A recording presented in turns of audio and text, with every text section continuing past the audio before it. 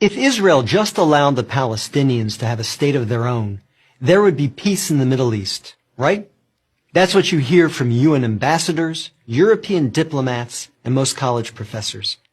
But what if I told you that Israel has already offered the Palestinians a state of their own, and not just once, but on 5 separate occasions?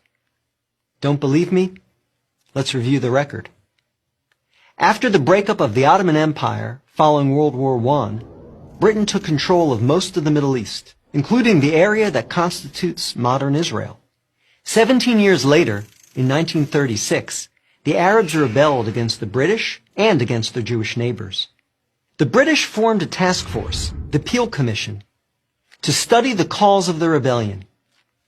The commission concluded that the reason for the violence was that 2 peoples, Jews and Arabs, wanted to govern the same land.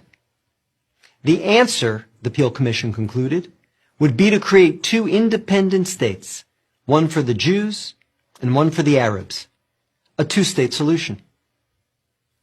The suggested split was heavily in favor of the Arabs. The British offered them 80% of the disputed territory, the Jews the remaining 20%.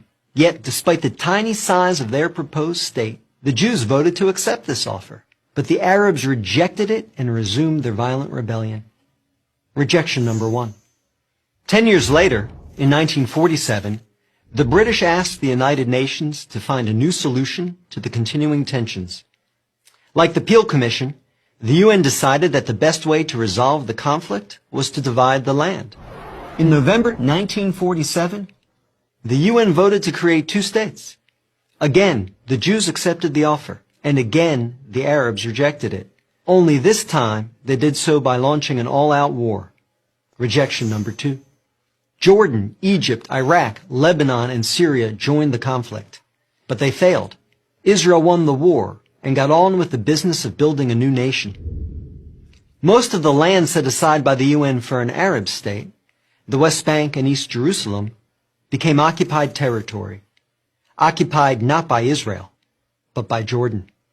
20 years later, in 1967, the Arabs, led this time by Egypt and joined by Syria and Jordan, once again sought to destroy the Jewish state.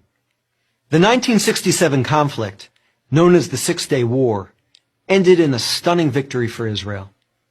Jerusalem and the West Bank, as well as the area known as the Gaza Strip, fell into Israel's hands.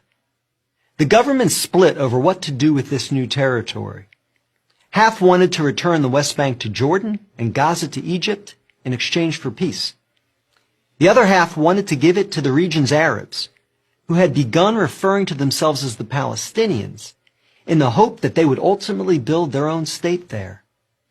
Neither initiative got very far. A few months later, the Arab League met in Sudan and issued its infamous 3 no's. No peace with Israel, no recognition of Israel, no negotiations with Israel. Again, a 2-state solution was dismissed by the Arabs, making this rejection number 3. In 2000, Israeli Prime Minister Ehud Barak met at Camp David with Palestinian Liberation Organization Chairman Yasser Arafat to conclude a new 2-state plan. Barak offered Arafat a Palestinian state in all of Gaza and 94% of the West Bank, with East Jerusalem as its capital. But the Palestinian leader rejected the offer. In the words of U.S. President Bill Clinton, Arafat was here 14 days and said no to everything. Instead, the Palestinians launched a bloody wave of suicide bombings that killed over 1,000 Israelis and maimed thousands more, on buses, in wedding halls, and in pizza parlors. Rejection number 4. In 2008, Israel tried yet again. Prime Minister Ehud Olmert went even further than Ehud Barak had, expanding the peace offer to include additional land to sweeten the deal. Like his predecessor, the new Palestinian leader, Mahmoud Abbas, turned the deal down. Rejection number 5. In between these last 2 Israeli offers, Israel unilaterally left Gaza, giving the Palestinians complete control there. Instead of developing this territory for the good of its citizens, the Palestinians turned Gaza into a terrorist base from which they have fired thousands of rockets into Israel.